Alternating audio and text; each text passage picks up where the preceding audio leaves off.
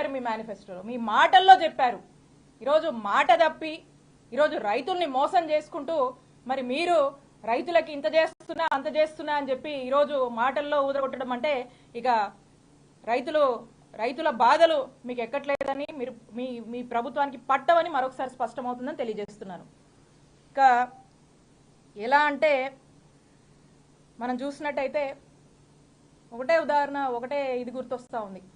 అన్నం పెట్టే రైతుకు సున్నం పెట్టడం అంటే బహుశా కూటమి ప్రభుత్వంలో చంద్రబాబు నాయుడు గారి నాయకత్వంలో సాధ్యమేమైంది. అలాంటి పరిస్థితులు మరి ఈరోజు రాష్ట్రంలో నెలకొన్నాయి. ఇంతకుముందు కూడా మనం చూసాము 2014లో ఏమని మాట్లాడారండి చంద్రబాబు నాయుడు గారు. అప్పుడు ఏమన్నారు? సంపూర్ణ రైతు రుణమాఫీ చేస్తామని చెప్పారు. చేశారా?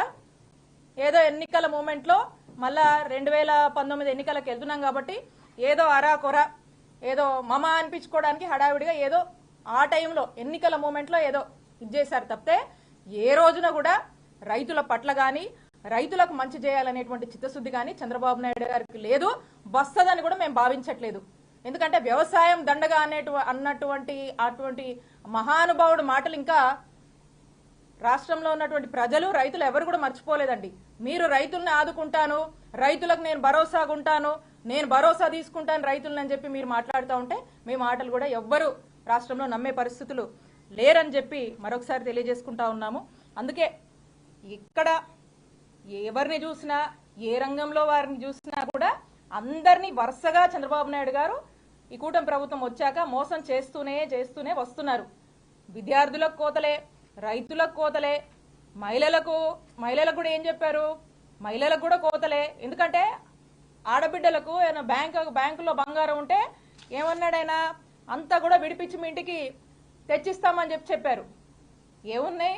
ఈరోజు చూస్తే ప్రతి ఒక్క రంగాన్ని మోసం చేస్తున్నారు. ప్రతి ఒక్క రంగానికి మోసము, ప్రతి ఒక్క రంగంలో కోతలే. ఆరోగ్య రంగంలో కోతలే, విద్యార్థులు కోతలే, మన రైతులకు సంబంధించి కోతలు, అన్నిట్లో కూడా కోతలు పెడుతూ మరి ఏదో మాట్లాడుతూ ఇష్టం వచ్చినట్టుగా ఏది పడితే అది మాట్లాడితే నేను ఏం చెప్పినా ప్రజలు నమ్ముతారు అనేటువంటి ఒక దీంతో మీరు ముందుకు వెళ్ళటము మనం చూస్తూ ఉన్నాము. మరి ఈ రోజున రాష్ట్రంలో ఎవరిని అడిగినా, ఏ రైతన్నని అడిగినా కూడా వాళ్ళ బాధలు అనేది కూడా ఇక చెప్పలేనటువంటి పరిస్థితులు.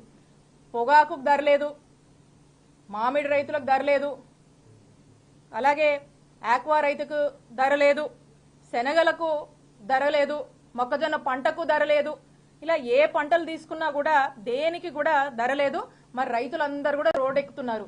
మరి రోడ్డెక్కి ఇంత పెద్ద ఎత్తున కూడా మరి యాజిటేషన్స్ చేస్తుంటే వాళ్ళ బాధలు ప్రభుత్వానికి వినిపించేలాగా వాళ్ళ గోడు వినిపిస్తే ఎక్కడా కూడా మరి చంద్రబాబు నాయుడు గారి ప్రభుత్వానికి పట్టట్లేదు. ఈవిడేమో అన్నదాత సుఖీభవ అని చెప్పి చంద్రబాబు నాయుడు గారు నేను భరోసాగా ఉంటాను రైతుకు అని చెప్పి ఆయన దీవిస్తూ ఉన్నారు. ఇంకా ఆయన ఆ విధంగా మాట్లాడుతూ ఉన్నారు. అందరం కూడా చూస్తూ ఉన్నాం. కాబట్టి ఇది అన్నదాత సుఖీభవ కాదు, ఇది చంద్ర దుఃఖీభవ అని రైతుల పాలిట అని చెప్పి మేము నామకరణం చేస్తూ ఉన్నాము. అంతెందుకు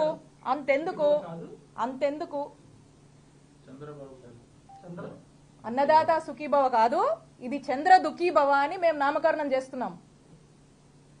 అంతెందుకు, ఈరోజు ఈ పల్నాడు జిల్లాలో చిలకలూరుపేట నుంచి చంద్రబాబు నాయుడు గారు మాట్లాడారు.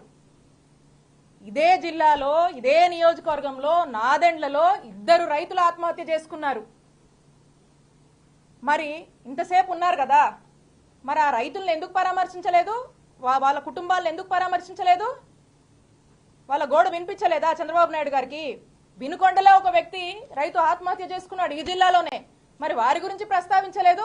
సగటున ఈ రోజున చూస్తుంటే 2 ఏళ్లలో కనుక మనం చూస్తుంటే సర్వేలు చెప్తా ఉన్నాయి రోజుకి 2 ఆత్మహత్యలు జరుగుతున్నాయంట. ఒక సర్వే చెప్తా ఉంది 500 ఆత్మహత్యలు జరుగుతూ ఉన్నాయి అని చెప్పి ఒక సర్వే చెప్తా ఉంది. మరి ఇవన్నీ కూడా మీ దృష్టికి రావట్లేదా అని చెప్పి నేను అడుగుతా ఉన్నాను చంద్రబాబు నాయుడు గారిని. వీళ్ళ గోడు ఎందుకు వినిపించట్లేదు అని చెప్పి చంద్రబాబు నాయుడు గారిని ప్రశ్నిస్తా ఉన్నాను. మరి రైతుల ఆత్మహత్యల గురించి పట్టించుకోవట్లేదు. ఎందుకు చనిపోతున్నారు? దీన్ని కదా మనం పట్టించుకోవాలి. ఒకవైపున అంటా ఉన్నారు మీరు పొలంలో ఏ పంట వేసినా రియల్ టైం గవర్నెన్స్ అంట, అక్కడ సచివాలయంలో కూర్చొని చంద్రబాబు నాయుడు గారు మానిటర్ చేస్తారంట. రియల్ టైం గవర్నెన్స్ లో నేను చెప్తా ఉన్నా చంద్రబాబు నాయుడు గారికి, అయ్యా చంద్రబాబు నాయుడు గారు మీరు రియల్ టైం